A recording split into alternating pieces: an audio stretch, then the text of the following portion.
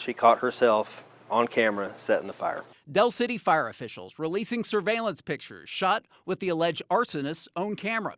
It all started last week. Fire crews battling huge flames in the garage of this Del City home. We knew it was a condemned house. That's why investigators took a closer look at how it started, uncovering a feud between the burnt home's owner and the lady living next door. Things just, things start adding up, being suspicious. Police noticed cameras in one of the home's yards. 59-year-old Annie Durham giving investigators permission to look at her footage, where it turns out she had a starring role, allegedly throwing something on fire over her fence into the neighbor's open side door. It's not a Molotov cocktail, but it was a stick that had a rag or a towel wrapped around it, had some lighter fluid poured on it. But the story gets even more bizarre. News 4 talked to Durham that day, moments after the fire was put out. All I know, I was in the house and I saw smoke, but I was like, okay, maybe everything's okay, they'll put it out or whatever. Fire officials anxious to take a look at the person we talked to. We knew that there was a neighbor that did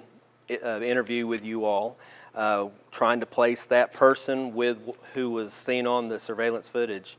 And by looking at both of them, it does appear that that is the same person.